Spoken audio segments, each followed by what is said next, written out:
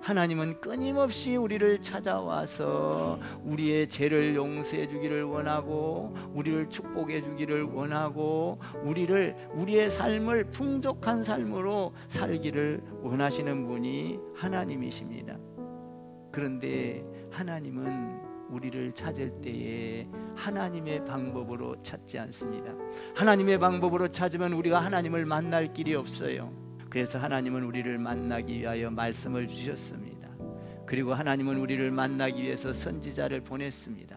하나님은 또 그것을 통하여 잘 못 만나자 하나님은 자기 아들 하나밖에 없는 독생자 예수 그리스도를 이 땅에 보내셔서 인간의 방법으로 인간이 이해할 수 있도록 해서 만나주시는 분이 하나님이십니다.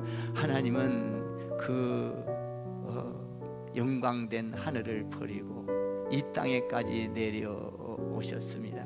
예수님은 하나님으로 오셨지만 인간으로 오셔서 우리의 배고픔도 아시고 피곤함도 아시고 잠도 주무시고 걸어가기도 하시고 때로는 밥도 먹으시고 이러면서 하나님께서 자기를 드러내셨습니다. 죽은 자를 살리고 병든 자를 고치고 무리를 걸어가고 귀신을 쫓아내고 이러면서 하나님을 나타내셔서 하나님이 우리에게 직접적으로 인간이 되어서 찾아왔던 것입니다.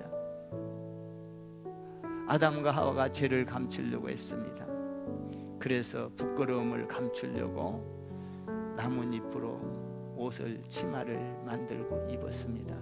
그런데 시간이 얼마 안 가서 나뭇잎이 말라버리고 말았습니다.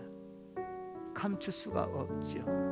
내가 아무리 돈을 벌어서 감추려고 하고 명예를 얻어서 감추려고 해도 그 죄는 감출 수가 없습니다. 그 죄를 감출 수 있는 것은 무엇이냐?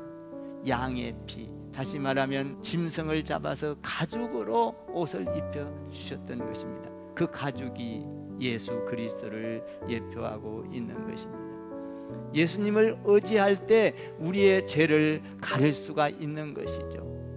아담과 하와가 죄를 지었을 때 도망갔습니다. 피했습니다. 그런데 하나님은 포기하지 않고 끝까지 찾으시는 모습을 보게 됩니다. 도망이라는 것은 누구나 쉽게 하지요. 인생은 끝없는 도망자인지도 모르겠습니다. 죄를 지으면 도망을 합니다. 하나님으로부터 멀어집니다. 자식이 죄를 지으면 아버지를 떠납니다. 남편이 제 아내에게 죄를 지으면 아내를 떠납니다. 아내가 남편에게 죄를 지으면 남편을 떠납니다. 도망자는요, 아무리 성공을 해도요, 아무리 돈을 많이 벌어도요, 인생 90년, 100년 살고 나면요, 허무한 거예요. 도망자는 내가 무엇을 위해서 살았지?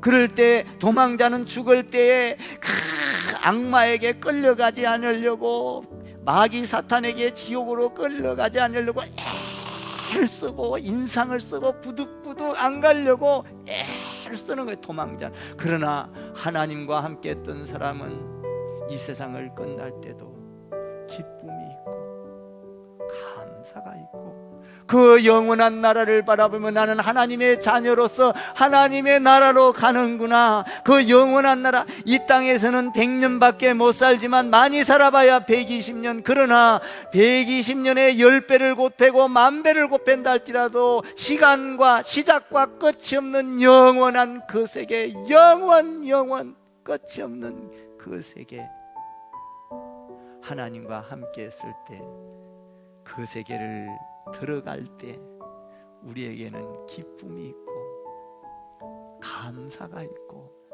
할렐루야, 허무함이 사라지는 것입니다. 내가 어디 있느냐? 너는, 너의 인생은 뭐냐? 너는 도망자냐? 하나님과 동행하며 교제하며 하나님과 행복하게 살고 있느냐? 너가 지금 어디에 있느냐? 이 말이에요. 여러분은 어디에 있습니까?